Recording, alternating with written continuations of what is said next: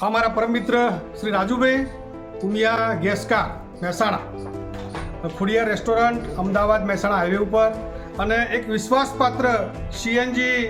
Kit ફિટિંગનું એક વિશ્વાસપાત્ર સ્થળ અને વિશ્વાસપાત્ર વ્યક્તિ એટલે મારા પરમ મિત્ર રાજુભાઈ.